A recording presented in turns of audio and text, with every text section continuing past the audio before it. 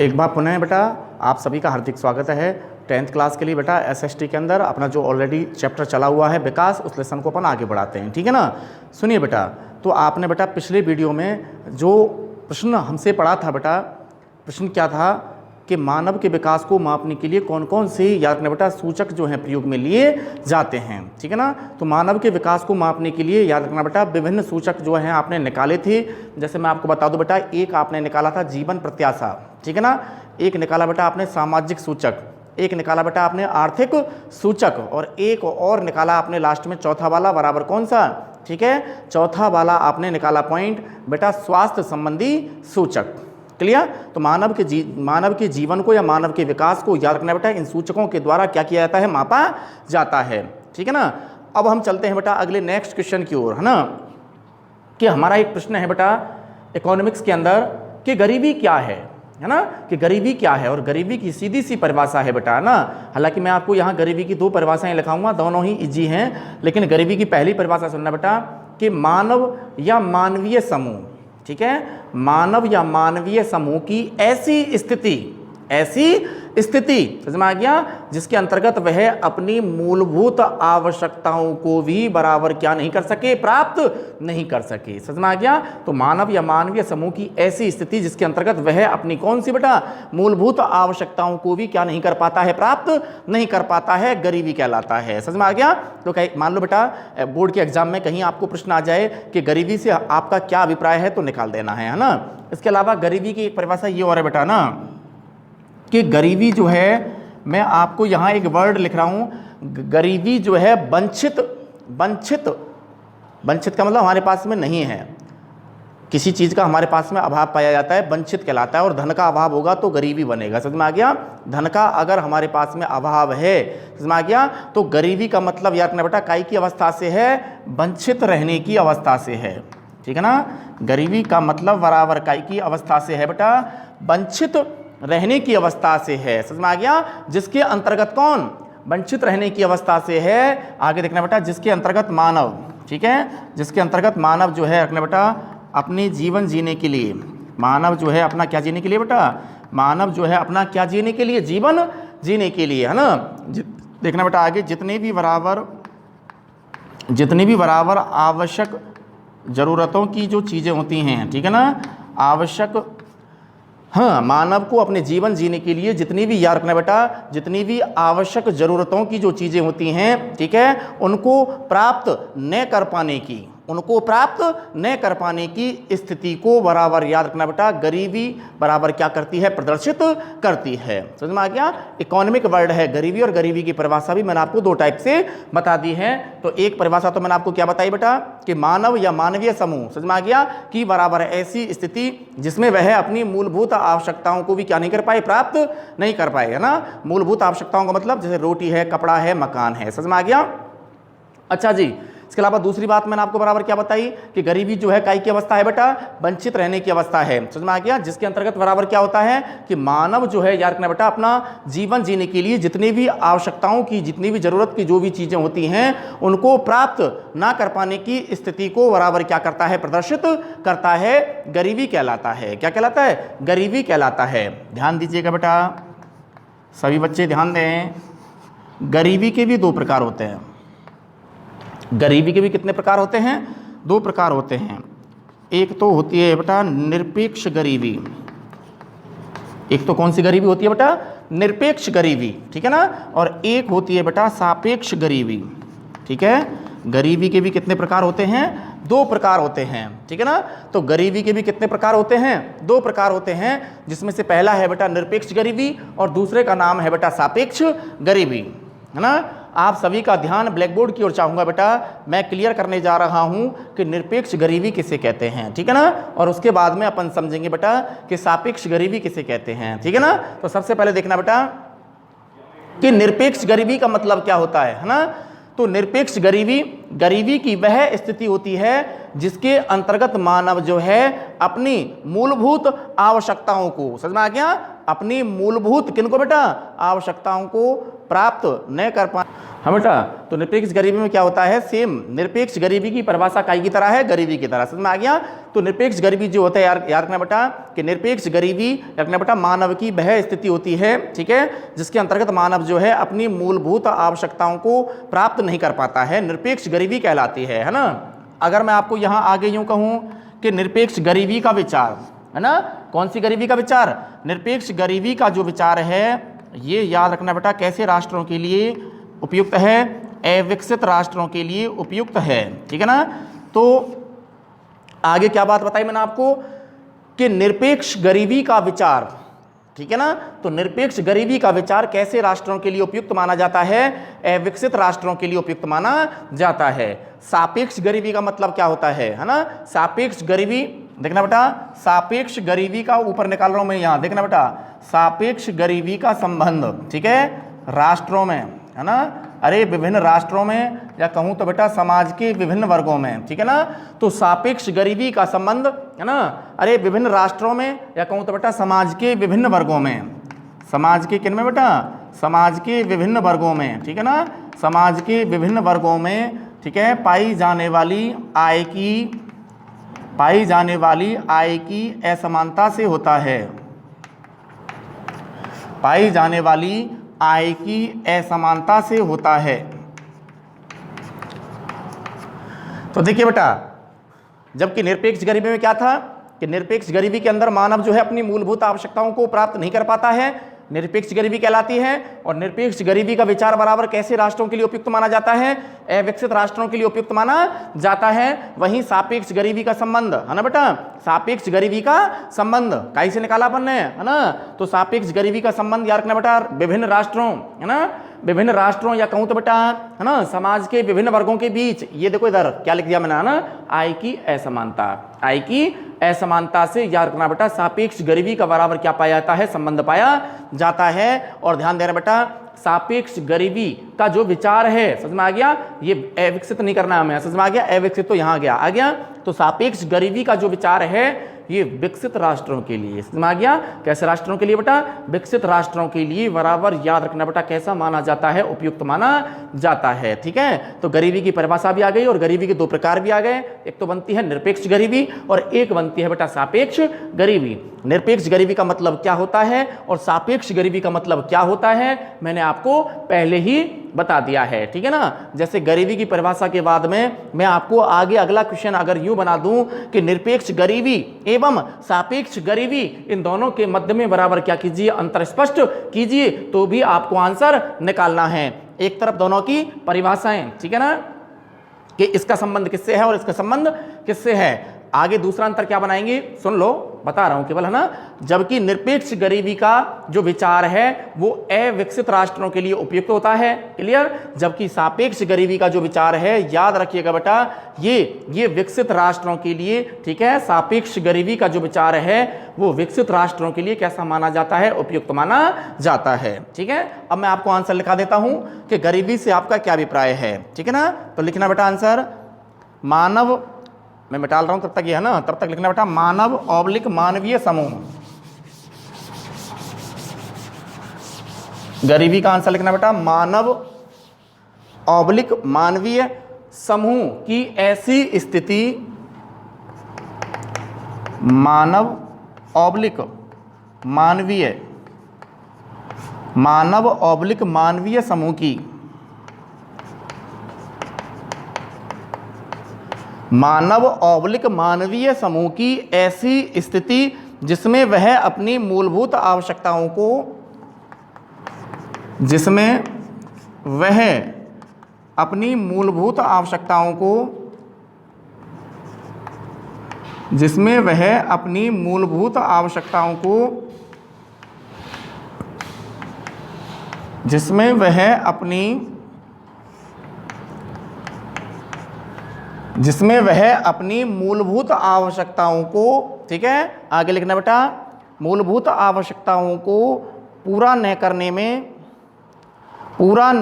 में, ठीक है, आगे बढ़ाओ, परिभाषा को पूरा न करने में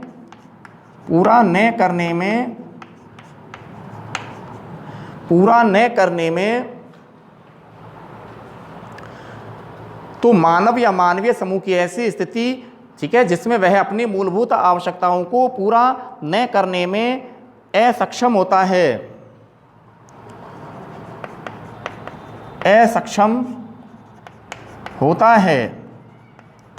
ठीक है, असक्षम होता है, ठीक है।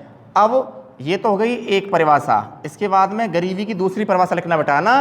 मैंने आपको बता दिया था कि गरीबी जो है ना बेटा, गरीबी जो है वंचित रहने की अवस्था है, समझ में आ गया। और जिसके अंतर्गत मानव जो है अपने मानव जीवन के लिए जितनी भी, ठीक है, मानव अपने मानव जीवन के अंतर्गत मानव के जीवन को जीने के लिए जितनी भी आवश्यक, समझ में आ गया, जरूरत की क्या होती है, चीजें होती हैं, उनको प्राप्त ना कर पाने की स्थिति को क्या करता है, प्रदर्शित करता है, काय के अंतर्गत, गरीबी के अंतर्गत। क्लियर, चलिए आ गया ना बेटा। तो या लगा करके लिखना कि गरीबी वंचित रहने की अवस्था है, गरीबी वंचित रहने की अवस्था है,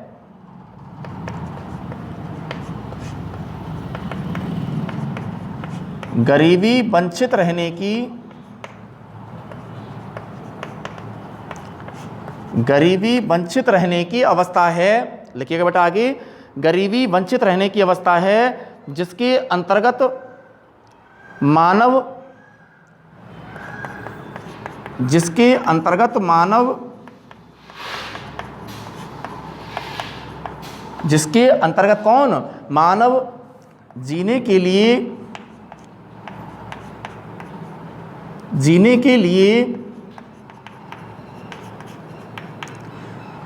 तो गरीबी वंचित रहने की अवस्था है जिसके अंतर्गत मानव जो है, याद रखना बेटा, काई के लिए, जीने के लिए, आगे लिखना बेटा, जीने के लिए आवश्यक जरूरतों को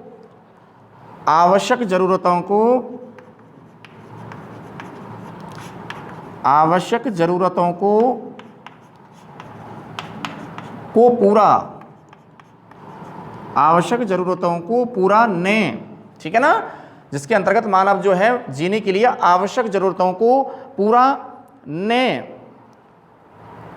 कर पाने की स्थिति को, पूरा न कर पाने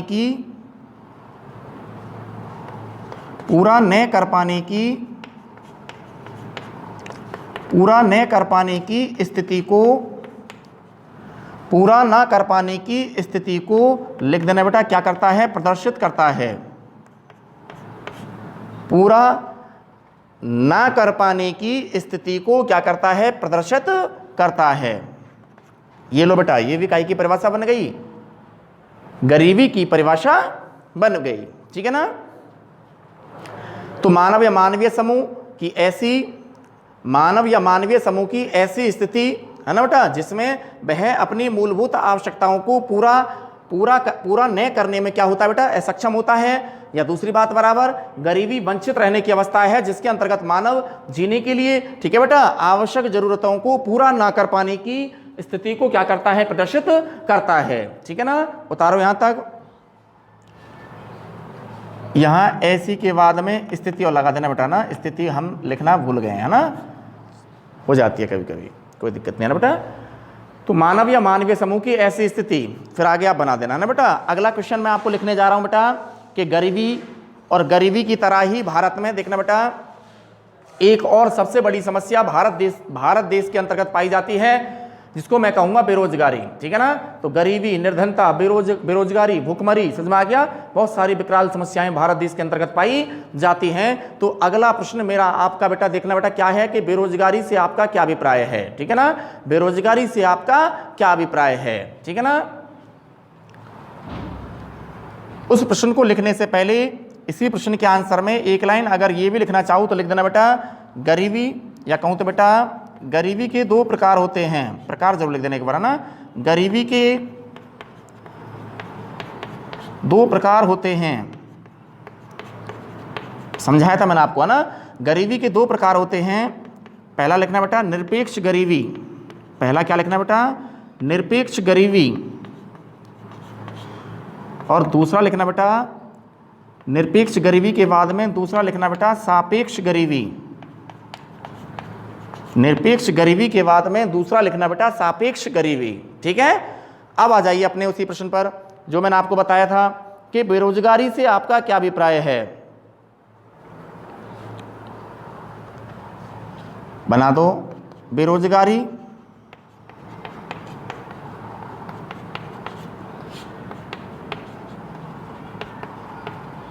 से आपका क्या अभिप्राय है।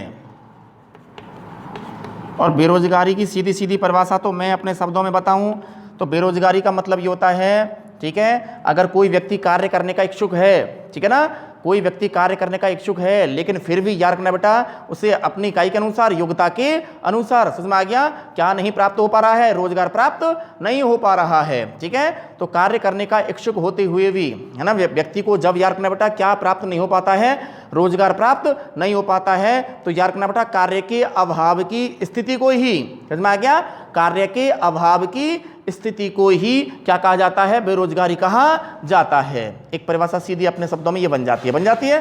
तो देखना बेटा अगला प्रश्न उतारना कि बेरोजगारी से आपका क्या अभिप्राय है। ठीक है ना, आगे देखना बेटा, जैसे आंसर समझा रहा हूं एक बार, है ना, जैसे कोई मानव है, ठीक है, या मानव बराबर कौन है बेटा, समूह है। ठीक है, मानव या कौन है बेटा, मानव समूह है। ठीक है, और ये मानव या मानव समूह जो है कार्य करने का क्या है बेटा, इच्छुक है। कार्य करने का क्या है बेटा, इच्छुक है। सुनिएगा एक बार ध्यान से, एक बार, है ना, कि मानव या मानवीय समूह जो कार्य करने का इच्छुक होता है, ठीक है, और कार्य करने का इच्छुक होते हुए भी, समझ आ गया, इन्हीं मानव को, या कहूं तो बेटा इसी मानवीय समूह को, समझ में आ गया, कैसी दरों पर, दर जरूर याद रखना बेटा, प्रचलित दरों पर, प्रचलित दरों पर, समझ में आ गया, कि इतना तो किसी भी कार्य को करने के बाद में मानव का वेतन होना ही चाहिए, उसे कहते हैं प्रचलित दर। गवर्नमेंट के द्वारा जहां ये फिक्स कर दिया जाता है कि इतना तो वेतन मिलना ही चाहिए, है ना, तो प्रचलित दरों पर, समझ में आ गया, जब किसी मानव या मानवीय समूह को क्या होने के बाद भी, कार्य का इच्छुक होने के बाद भी, जब याद रखना बेटा कैसी दरों पर, अरे प्रचलित दरों पर क्या प्राप्त नहीं हो पाता है, लिख देना बेटा, क्या प्राप्त नहीं हो पाता है, रोजगार प्राप्त नहीं हो पाता है। ठीक है ना, रोजगार प्राप्त नहीं हो पाता है। ठीक है, तो इसे भी क्या कहा जाता है, बेरोजगारी कहा जाता है। समझाने के लिए बताया है केवल आपको अभी, है ना, तो मानव या मानवीय समूह जो कार्य करने का इच्छुक होता है और जिसे याद रखना बेटा प्रचलित दरों पर भी क्या प्राप्त नहीं हो पाता है, रोजगार प्राप्त नहीं हो पाता है। एक तो परिभाषा बेरोजगारी की ये भी बनती है, और एक क्या बनती है, ध्यान से सुनिएगा बेटा, ना, कि बेरोजगारी, सुनना बेटा, बेरोजगारी कार्य के अभाव की, काय के अभाव की बेटा, बेरोजगारी कार्य के अभाव की वह स्थिति होती है। मैंने बता दिया आपको पहले, है ना, बेरोजगारी कार्य के अभाव की वह स्थिति होती है जिसमें कोई भी व्यक्ति या समूह कार्य करने का इच्छुक होता है, कार्य प्राप्त करना चाहता है, रोजगार प्राप्त करना चाहता है, लेकिन फिर भी उसके पास करने के लिए कोई भी क्या उपलब्ध नहीं होता है, कार्य उपलब्ध नहीं होता है, या करने के लिए उसके पास कोई भी याद रखना बेटा क्रिया नहीं होती है, या कहूँ तो बेटा रोजगार नहीं होता है। तो इसी स्थिति को याद रखना बेटा, है ना, ऐसी स्थिति में मानव जो है क्या हो जाता है फिर, है ना, पूरे वर्ष भर लगभग कैसा बैठा हुआ रहता है, बिना कार्य के या बिना रोजगार के बैठा हुआ रहता है, या कहूँ तो बेटा निठल्ला, आपने एक शब्द सुना होगा निठल्ला, समझ में आ गया, निठल्लेपन की स्थिति में पाया जाता है, काय के अभाव में, कार्य के अभाव में। तो इस पूरी लैंग्वेज को जो मैंने आपको समझाया है इसे भी याद रखना बेटा क्या कहा जाता है, बेरोजगारी ही कहा जाता है। ठीक है ना, अब मैं आपको आंसर करा देता हूं बेटा बेरोजगारी का, ना, तो लिखना बेटा, मैं डाल रहा हूं, ये तो समझाने के लिए बताया था केवल, ना, तो बेरोजगारी की परिभाषा लिखनी है हमें कि बेरोजगारी से क्या तात्पर्य है ना, तो लिखना बेटा मानव या मानवीय समूह, ठीक है, या ऐसे लिख देना सीधा ही, कार्य करने के इच्छुक व्यक्ति,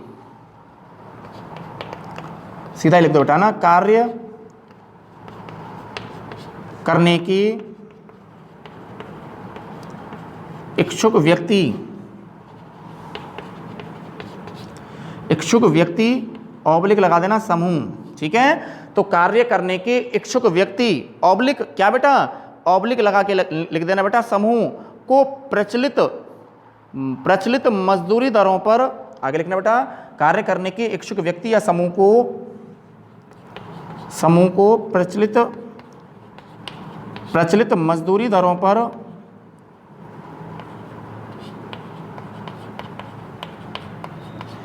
प्रचलित मजदूरी दरों पर तो कार्य करने के इच्छुक व्यक्ति, या देखना बेटा आगे समूह को जब क्या बेटा कि प्रचलित मजदूरी दरों पर, ठीक है, दरों पर रोजगार उपलब्ध न हो पाने की, ठीक है, प्रचलित मजदूरी दरों पर रोजगार, आगे लिख दो बेटा, रोजगार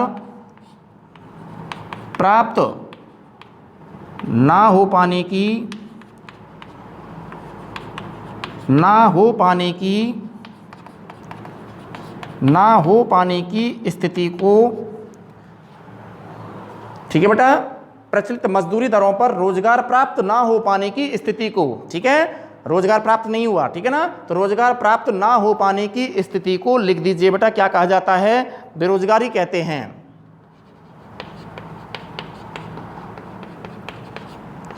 बेरोजगारी कहते हैं। क्या कहते हैं बेटा, बेरोजगारी कहते हैं, ठीक है। इसके अलावा या लगा करके इसकी दूसरी परिभाषा भी लिख देना बेटा, बेरोजगारी की दूसरी परिभाषा भी लिख देना बेटा, कार्य के अभाव की वह स्थिति, कार्य के अभाव की वह स्थिति लिख रहा हूं मैं ना बेटा, कार्य के अभाव की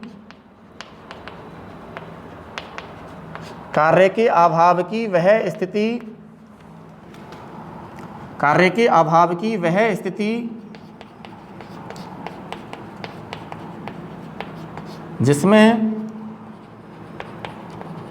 जिसमें व्यक्ति क्या रोजगार, ठीक है ना, जिसमें व्यक्ति रोजगार प्राप्त करना तो चाहता है, जिसमें व्यक्ति रोजगार प्राप्त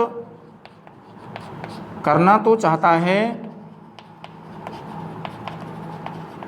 जिसमें, हाँ देखना बेटा, कार्य के अभाव की वह स्थिति जिसमें व्यक्ति रोजगार प्राप्त करना तो चाहता है, ठीक है ना, रोजगार प्राप्त करना तो चाहता है, लेकिन आगे लिखना बेटा, लेकिन फिर भी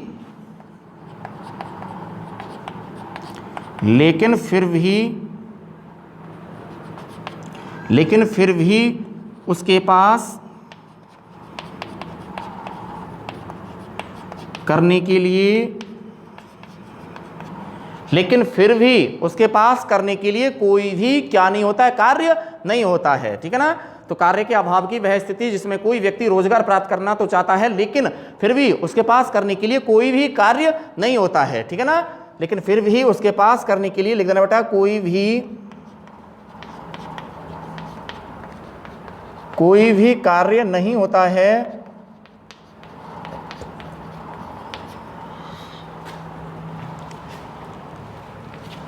यह व्यक्ति, लिखना आगे बेटा, यह व्यक्ति लगभग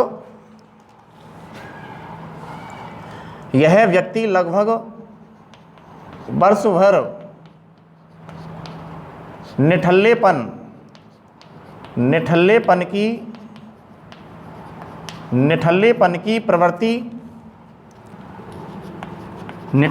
की प्रवृत्ति में ही पाए जाते हैं,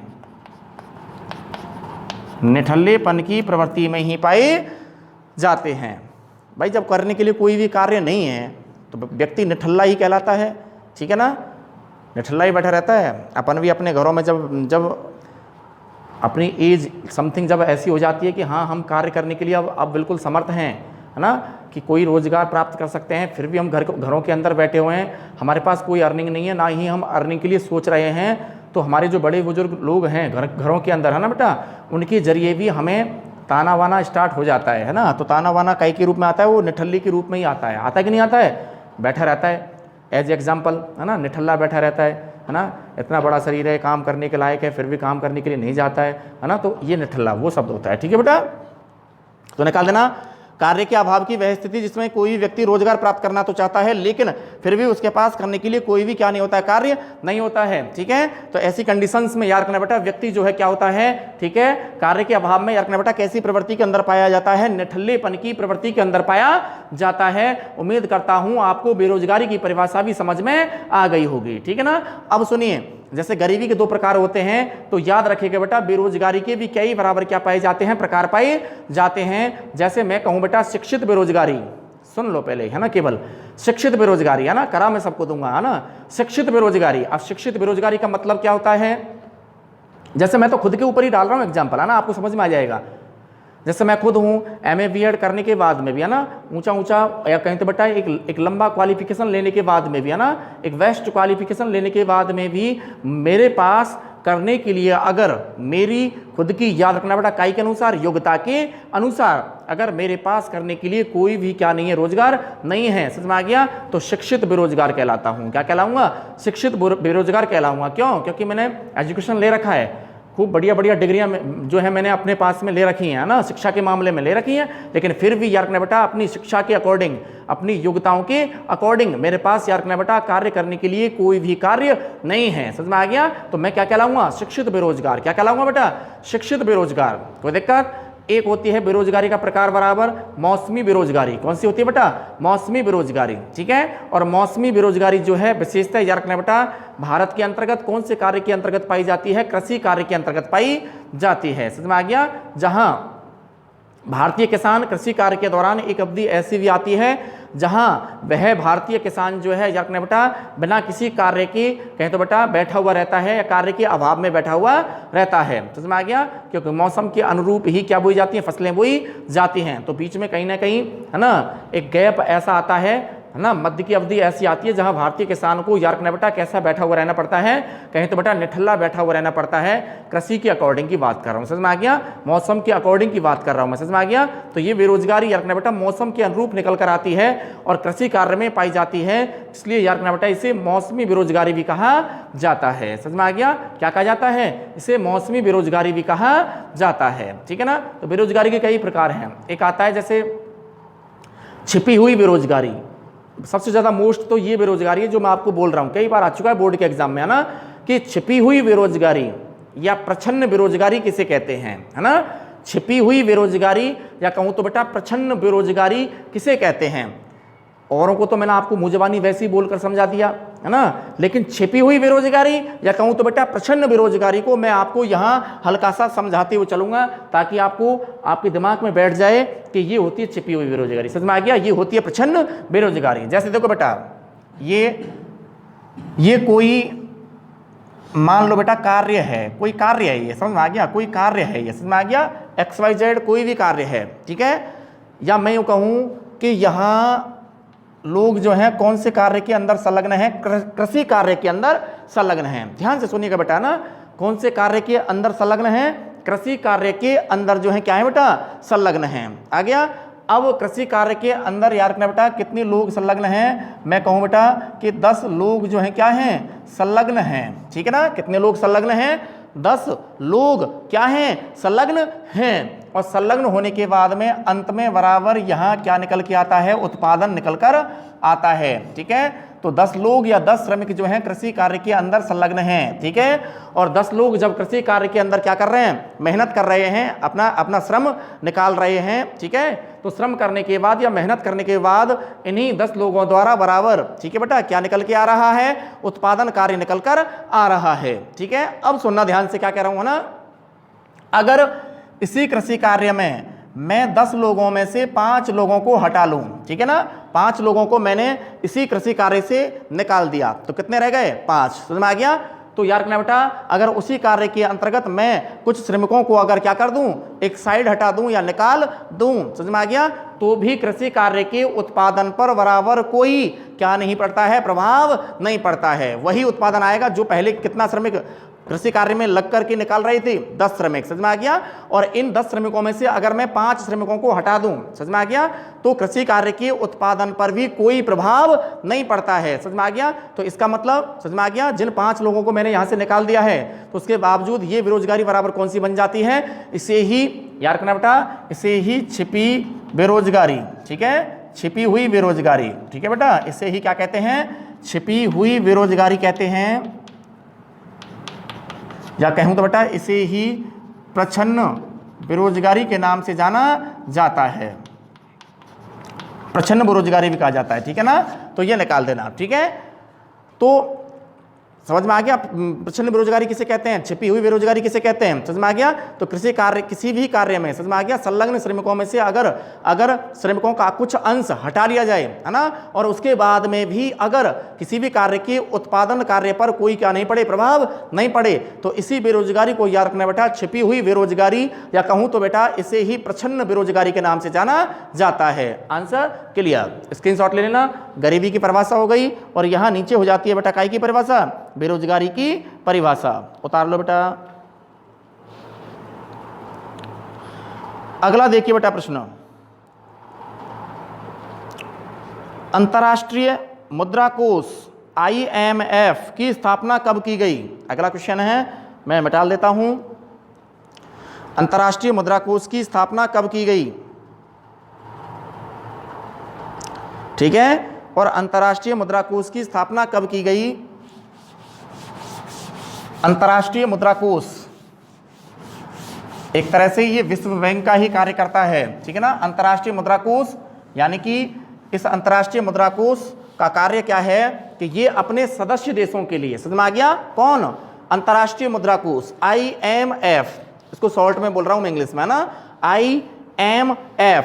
तो अंतर्राष्ट्रीय मुद्रा कोष जो है बेटा ये अपने सदस्य देशों के लिए, याद रखना बेटा, क्या प्रदान करता है, ठीक है ना, ऋण प्रदान करता है, ठीक है, अपने सदस्य देशों की आवश्यकताओं को पूरा करने के लिए, या कहूं तो बेटा जरूरतों को बराबर क्या करने के लिए, पूरा करने के लिए, ठीक है ना, क्या प्रदान करता है, अरे बेटा ऋण प्रदान करता है। बात समझ में आ गया। अरे अपने सदस्य देशों का मतलब, कई देश ऐसे भी तो हैं जो कैसे हैं, निर्धन हैं, ठीक है, कई देश ऐसे भी तो हैं जो कैसे हैं, साधन विहीन हैं, समझ में आ गया। कई देश ऐसे भी तो हैं जो बराबर क्या हैं, विकासशील हैं, कैसे हैं बेटा, विकासशील हैं, समझ में आ गया। तो ऐसे टाइप के जो देश हैं, समझ में आ गया, उन देशों के लिए याद रखना बेटा अंतर्राष्ट्रीय मुद्रा कोष जो है, ठीक है ना बेटा, एक कैसा ऋण, समझ में आ गया, अरे अल्पकालिक समय के लिए, या कहूं तो बेटा कैसे समय के लिए, दीर्घकालिक समय के लिए बराबर क्या प्रदान करता है, ऋण प्रदान करता है। तो याद रखना बेटा कि जो IMF है, समझ में आ गया, अंतर्राष्ट्रीय मुद्रा कोष है, ये अपने सदस्य देशों के लिए अल्पकालिक समय के लिए, समझ में आ गया, और सदस्य देश भी बराबर कैसे हैं, अगर वो निर्धन है, साधन विहीन है, और कैसे हैं बेटा, विकासशील देश हैं, समझ में आ गया, ऐसे टाइप के देशों के लिए याद रखना बेटा जो IMF है, समझ में आ गया, अंतर्राष्ट्रीय मुद्रा कोष है, ये अपने सदस्य देशों के लिए याद रखना बेटा क्या, अल्पकालिक ऋण प्रदान करता है, समझ में आ गया, सहायता पहुंचाने हेतु, समझ में आ गया, अपना विकास करने हेतु। अंतर्राष्ट्रीय मुद्रा कोष, क्लियर। अंतर्राष्ट्रीय मुद्रा कोष जो है इसकी स्थापना होती है बेटा दिसंबर 1945 में। कब होती है बेटा, दिसंबर 1945 में अंतर्राष्ट्रीय मुद्रा कोष की स्थापना होती है, ठीक है ना।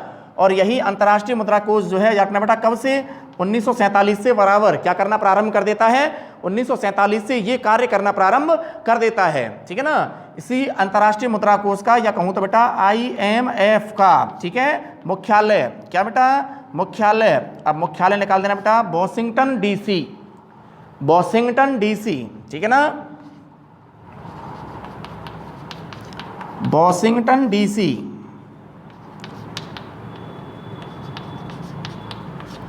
तो IMF का मुख्यालय कहाँ स्थित है, याद रखना बेटा वॉशिंगटन DC में स्थित है, ठीक है ना। और वॉशिंगटन की राजधानी है USA की, संयुक्त राज्य अमेरिका की, वॉशिंगटन DC, समझ में आ गया। तो IMF का मुख्यालय बराबर कहाँ स्थित है, निकाल देना बेटा वॉशिंगटन DC में स्थित है। देखिए बेटा अगला प्रश्न, अंतर्राष्ट्रीय मुद्रा कोष, अगला क्वेश्चन निकालना बेटा, अंतर्राष्ट्रीय मुद्रा कोष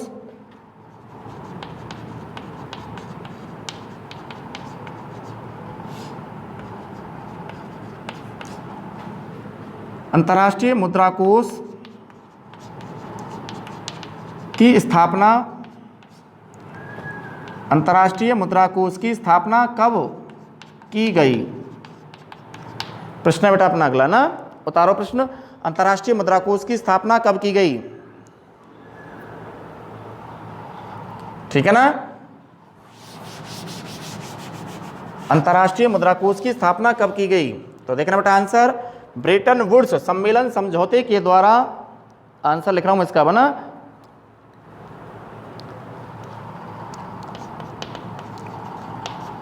ब्रेटन वुड्स, ठीक है ना, ब्रेटन वुड्स सम्मेलन सम्मेलन या समझौते के द्वारा ब्रेटन वुड्स सम्मेलन या समझौते के द्वारा ब्रेटन वुड्स सम्मेलन या समझौते के द्वारा, आगे लिखो बेटा, के द्वारा अंतर्राष्ट्रीय मुद्रा कोष की स्थापना, अंतर्राष्ट्रीय मुद्रा कोष या कोष्टक में लिख देना IMF कैपिटल लेटर्स के अंदर, ठीक है ना, IMF की स्थापना, IMF की स्थापना लिख देना बेटा दिसंबर 1945। तो कौन से सम्मेलन समझौते के द्वारा? ब्रेटन वुड्स सम्मेलन समझौते के द्वारा अंतर्राष्ट्रीय मुद्रा कोष या कहूं तो बेटा IMF की स्थापना, ठीक है ना, दिसंबर 1945 लिख देना। स्थापना आगे लिखना बेटा, स्थापना दिसंबर 1945 में की गई, स्थापना दिसंबर 1945 में की गई, स्थापना दिसंबर 1945 में की गई। आगे लिखना बेटा 1947 में इसने कार्य करना प्रारंभ किया, पहले बता दिया मैंने आपको, ठीक है ना। 1947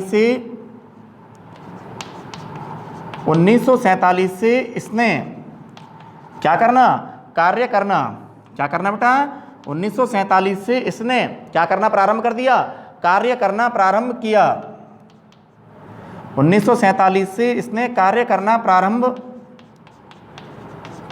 कर दिया। आगे लिखना बेटा, इसका मुख्यालय बता दिया मैंने आपको ना, इसका मुख्यालय वॉशिंगटन डीसी में स्थित है, इसका मुख्यालय वॉशिंगटन डीसी में स्थित है, इसका मुख्यालय वॉशिंगटन डीसी में स्थित है, ठीक है, इसका मुख्यालय वॉशिंगटन डीसी में स्थित है। आगे लिखना बेटा, यह अपने सदस्य देशों को, यह संगठन ये है ना, और लगभग कितने देशों का संगठन है ना, इस अंतर्राष्ट्रीय मुद्रा कोष में लगभग अगर संगठन की बात करें तो संगठन के अंदर कितने देशों ने जो है बेटा पार्टिसिपेट किया हुआ है, भाग लिया हुआ है, 189 देशों ने। समझ में आ गया? तो देखना बेटा, यह संगठन, ठीक है, आर्थिक एवं तकनीकी सहायता हेतु, ठीक है ना, यह संगठन आर्थिक एवं तकनीकी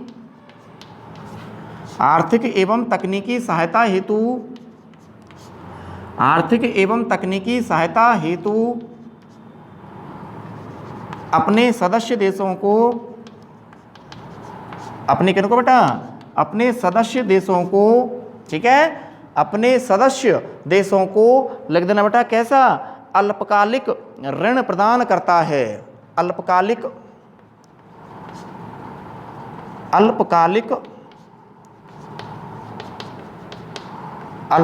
ऋण प्रदान करता है,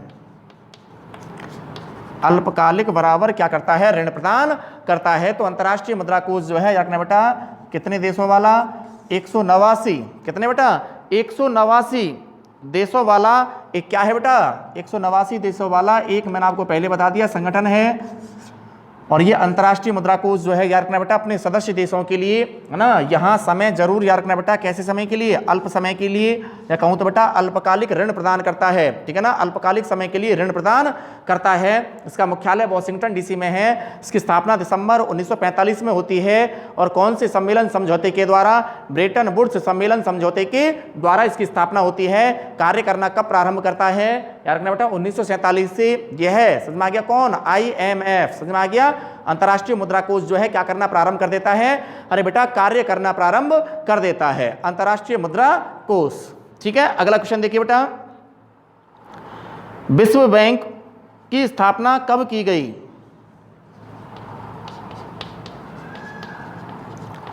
विश्व बैंक की स्थापना कब की गई। विश्व बैंक जिसे अंतर्राष्ट्रीय बैंक भी कहा जाता है, जिसे क्या भी कहा जाता है, अंतर्राष्ट्रीय बैंक भी कहा जाता है, विश्व बैंक है, इसे विकास बैंक के नाम से भी जाना जाता है। देखना बेटा, विश्व बैंक की स्थापना कब की गई, ठीक है ना। तो विश्व बैंक की स्थापना जो है इजी है बेटा इसका आंसर भी। तो विश्व बैंक की स्थापना भी, मैं बोल देता हूं एक बार आंसर आपको, है ना।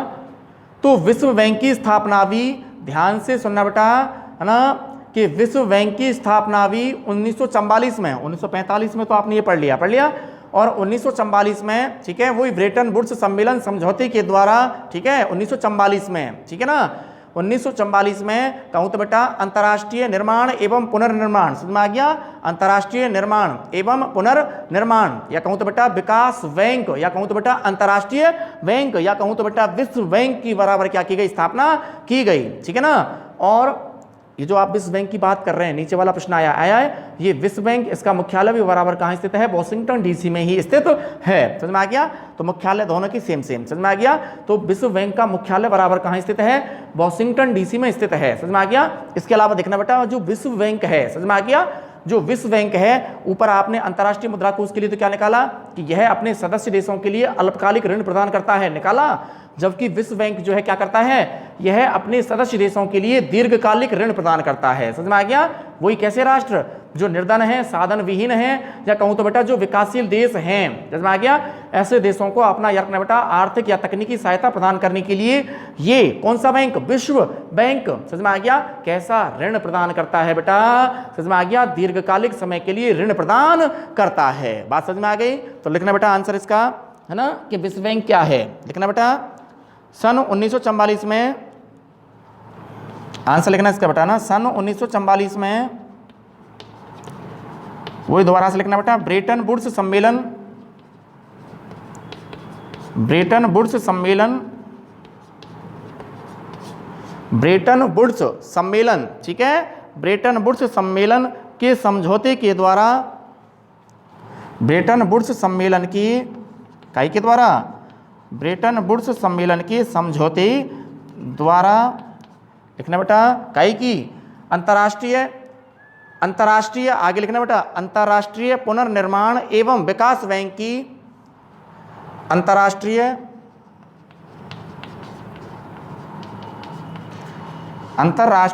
एवं अंतर्राष्ट्रीय पुनर्निर्माण, अंतर्राष्ट्रीय पुनर्निर्माण एवं विकास बैंक की, एवं विकास बैंक की, मैंने आपको पहले बता दिया सन 1944 में ब्रेटन वुड्स सम्मेलन समझौते के द्वारा अंतर्राष्ट्रीय पुनर्निर्माण, ठीक है ना, अंतर्राष्ट्रीय पुनर्निर्माण एवं विकास बैंक की, लिख देना बेटा आगे क्या की गई, स्थापना की गई, लिख दो आगे, स्थापना की गई, स्थापना की गई। इसे सामान्यतः आगे लिखना बेटा, इसे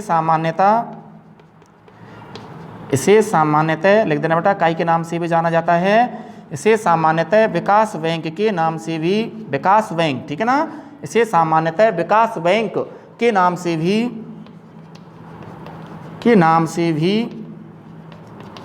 विकास बैंक के नाम से भी जाना जाता है,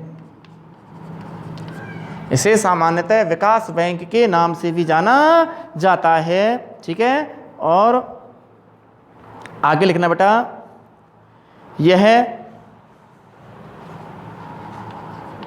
यह निर्धन, लिख दो बात ये है ना, यह निर्धन कौमा साधन विहीन, यह निर्धन कौमा साधन विहीन व विकासशील देशों के लिए, वह आगे लिखना बेटा, वह विकासशील देशों के लिए, यह निर्धन साधन विहीन व विकासशील देशों के लिए, विकासशील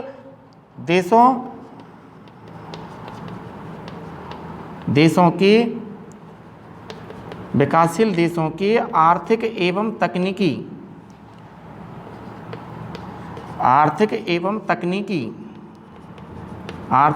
तकनीकी सहायता हेतु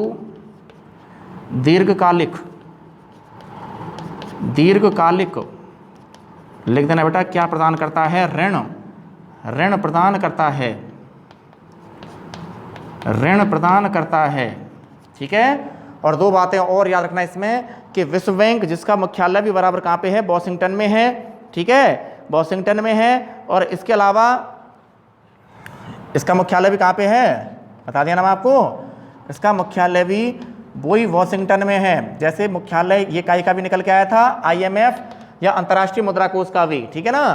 तो विश्व बैंक जिसको मैंने कह दिया बेटा विकास बैंक के नाम से भी जाना जाता है, मैंने आपको पहले बता दिया, इसे अंतर्राष्ट्रीय बैंक के नाम से भी जाना जाता है।